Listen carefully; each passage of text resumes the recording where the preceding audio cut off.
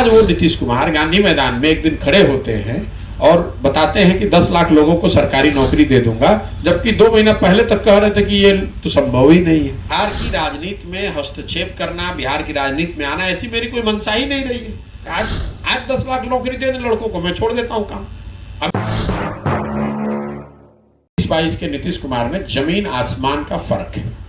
आपके ही एक मित्र बता रहे थे कि पहले 5 साल के जो नीतीश कुमार थे उन्होंने काम किया था, लोगों को लगा था कि ये आदमी कुछ बिहार में सुधार करेगा, और वही वजह है कि इसी बिहार की जनता ने, मान लीजिए कि मेरी बात छोड़ दीजिए, इसी बिहार की जनता ने उसी नीतीश कुमार को 200 से ज्यादा सीट एनडीए को जिताया था 2009-10 में, आपको याद होगा।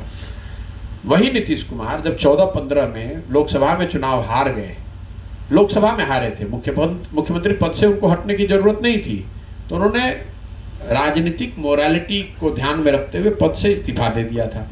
उनके पास 120 विधायक थे, लेकिन उन्होंने पद से इस्तीफा दे दिया था।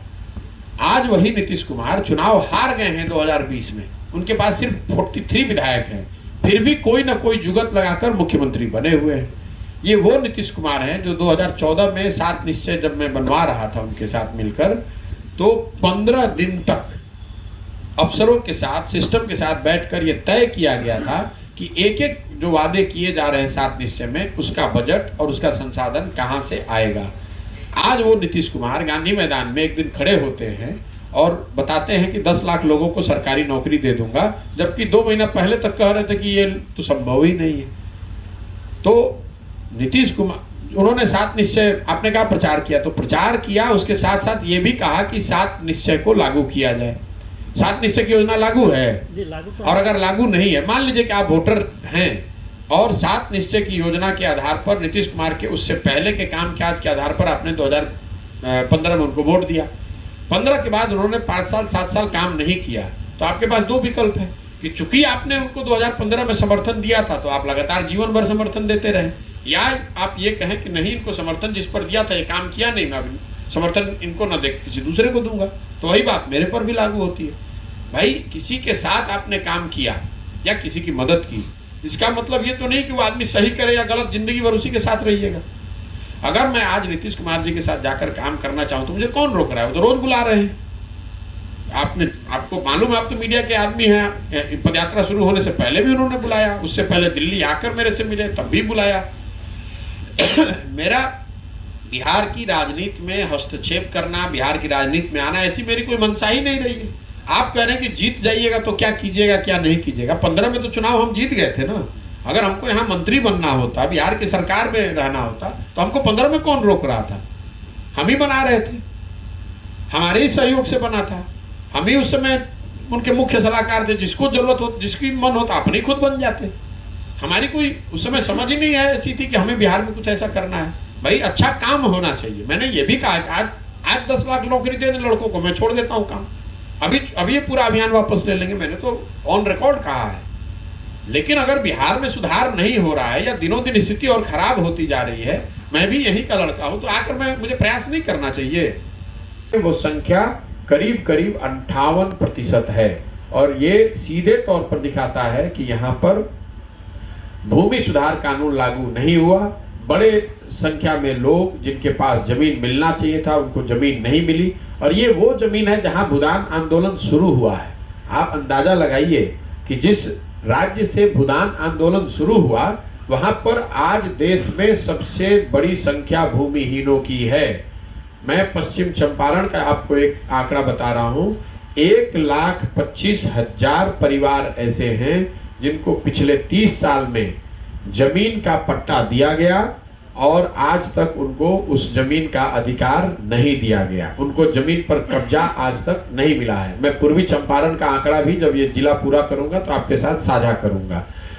तीसरी बात जो उद्योग धंधे की है, पूंजी की है, मैं ये आंकड़ा आपके साथ साझा करना चाह रहा हूँ। बिहार में हम लोग कहते हैं उद्योग धंधा लगेगा, कैसे लगेगा? जब हम लोग उद्योग धंधों की बात करते हैं तो ज्यादातर बड़े फैक्ट्रियों के बारे में सुनते हैं। एक आंकड़ा मैं आपको बताना चाहता हूँ, CD रेशियो जो है, मतलब कैश डिपॉजिट रेशियो, जो बैंकों में हम और आप, बिहार की जनता जो पैसा जमा करती है, तो बैंकों की जिम्मेवारी है कि उस पैसे को ऋण के तौर पर लोगों को दे, ताकि बिजनेस करने वाले, उद्योग धंधे करने वाले लोगों को पूंजी मिल सके। देश में ये आंकड़ा है 70%, मतलब बैंकों में 100 रुपए जमा होता है तो 70 रुपया ऋण के तौर पर लोगों के पास वापस आता है। जो देश में अग्रणी राज्य हैं, तमिलनाडु है, आंध्रा है, कर्नाटक है, महाराष्ट्र है, वहां पर ये जो प्रतिशत है वो 90 से ऊपर है। मतलब अगर 100 रुपए जमा हो रहा है तो 90 रुपए ऋण के तौर पर वहां के लोगों को मिल रहा है। बिहार में ये आंकड़ा है 40%। सीडी रेशियो बिहार का है 40%। अब इसका मायने मैं आपको समझाता हूं। लोग कहते हैं पैसा कहां से आएगा। बिहार की गरीब जनता 4 लाख करोड़, पिछले साल 4,12,000 करोड़ रुपया बिहार के लोगों ने बैंकों में जमा किया। और अगर राष्ट्रीय स्तर भी आप उठा लें 70%, तो मतलब 2,80,000 करोड़ रुपया बिहार के लोगों को ऋण के तौर पर उनके रोजी रोजगार करने के लिए मिलना चाहिए था। चाहे आप दुकान चलाते हैं, टैक्सी चलाते हैं, उद्योग धंधा करते हैं, छोटा बड़ा जो भी काम करते हैं, 2,80,000 रुपया ऋण के तौर पर एक साल में मिलना चाहिए था। मिला कितना है? 40%, मतलब 1,65,000 करोड़ के आसपास। तो आप समझिए 1,20,000 करोड़ रुपया जो, और ये बजट का पैसा नहीं है, ये हम लोग का पैसा है जो मिलना चाहिए। और आप कह रहे हैं कि यहाँ उद्योग धंधा नहीं बढ़ रहा है, रोजगार नहीं बढ़ रहा है। कैसे बढ़ेगा? जब नीतीश कुमार मुख्यमंत्री बने तो सीडी रेशियो था 25%। वो लालू जी के राज की कृपा थी कि मतलब बैंक में 100 रुपए जमा हो रहा है तो 25 रुपए ही लोगों को ऋण के तौर पर मिल रहा है। और दूसरे राज्यों में, महाराष्ट्र में, कर्नाटक में, आंध्र में, तेलंगाना में ये रेशियो है 90, 95, 100। मतलब अगर 4 लाख रुपए करोड़ जमा हो रहा है तो 4 लाख करोड़ लोगों को ऋण पे मिल रहा है।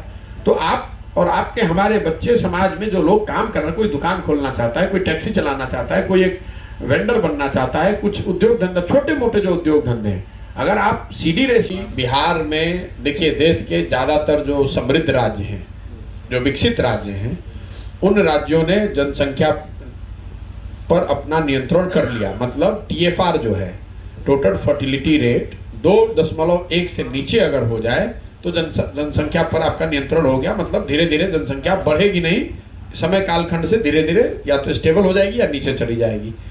बिहार उन गिने चुने राज्यों में है जहां टीएफआर आज भी 3 से ऊपर है।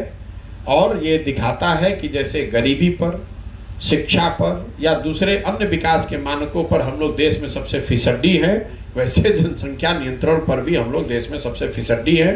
टीएफआर देश में सबसे ज़्यादा आज जिन राज्यों में टीएफआर, टोटल फर्टिलिटी रेट जहां सबसे ज़्यादा है, उसमें बिहार सबसे नीचे, बिहार सबसे आगे है।